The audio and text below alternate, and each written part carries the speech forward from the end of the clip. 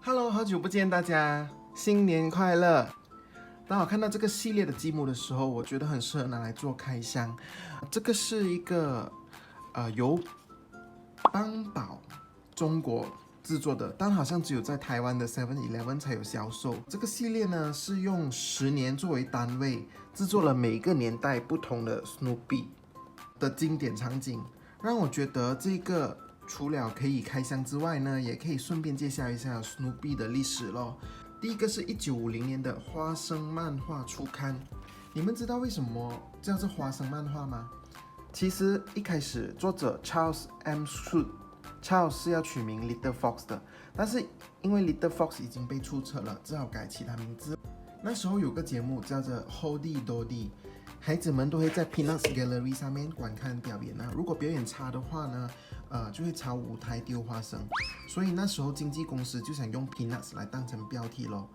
原来作者对于 Peanuts 这个标题不是很满意的，但奈何要改名会牵连很多的赞助商还有商品，所以就只好被迫接受了。Peanuts 的第一篇漫画是在10月2号1950年发表的。花生漫画从1950年画到2000年，作者因为大肠癌而病逝，所以正好是50年，也就是半个世纪。最后一篇是在13号2月2020年发表的。我觉得这一篇应该算是作者对于粉丝们的告别信吧。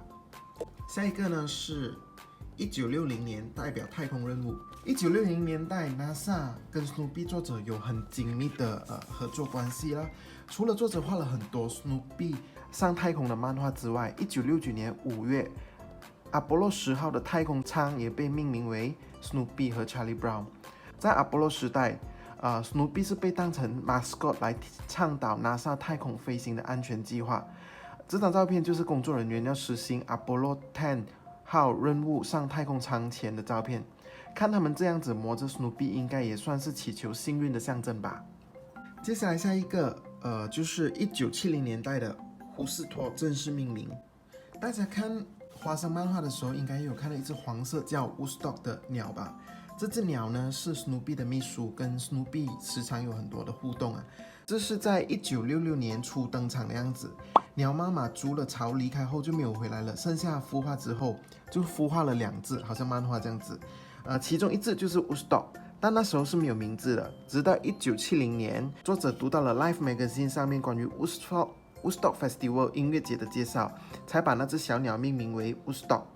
在纽约举办的这个音乐节海报上面的这只小鸟给了作者灵感。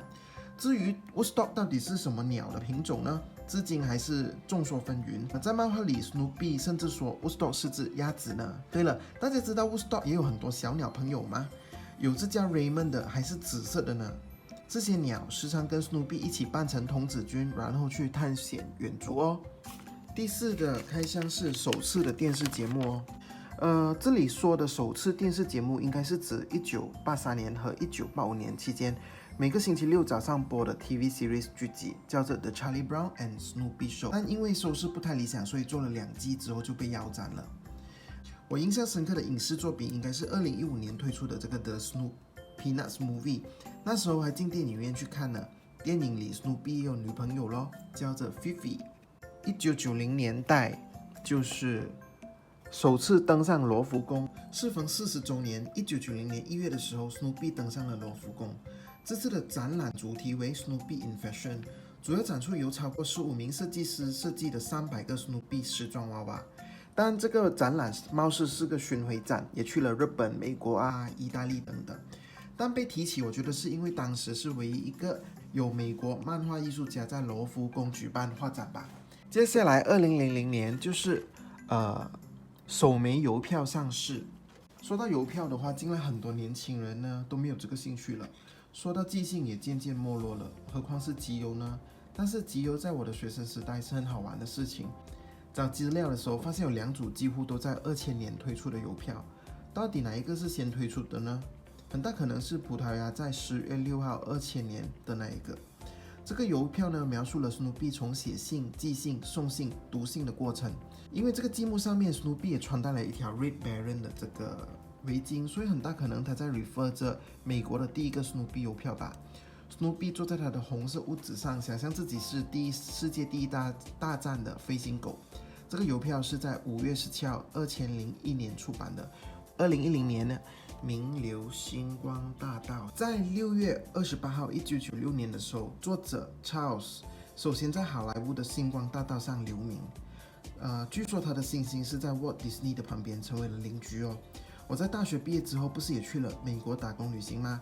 经过 Hollywood 的时候，也特地去那边打卡。适逢65周年，刚好的 Peanuts Movie 又要上映，所以在11月2号的时候，Snoopy 也名流星光大道咯，好厉害，好感动。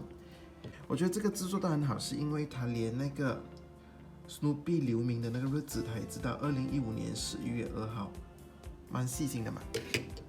好，最后一个咯。本来应该大肆庆祝的70周年，突然杀出了一个 COVID-19， 搞到很多庆祝活动都失色了不少。其实今年呢，2022年 Snoopy 已经走过了72个年头咯，恭喜恭喜！说到这个，我也很想跟大家介绍一下每个周年纪念的 logo， 这些就是40、50、55、60、65、70周年的 logo 啦。怎么感觉65和70周年的 logo 做到有点敷衍啊？好，这里我也用自己的方式跟 Snoopy 庆祝70大寿咯。其实是参加 NanoBlock 竞赛用的照片，最后输了。好，结论是花生漫画经历了70多年，让我们一起携手庆祝80、90、100周年吧。今天的影片就到这里了咯，请记得 Like、Share， 还有就是 Subscribe 哦。这次我们也举办了一个抽奖活动，大家只要在看 Information Box。答对那个问题就有机会参加抽奖，抽这个咯 ，Demo 的水族馆系列。好啦，拜，我们下一期见。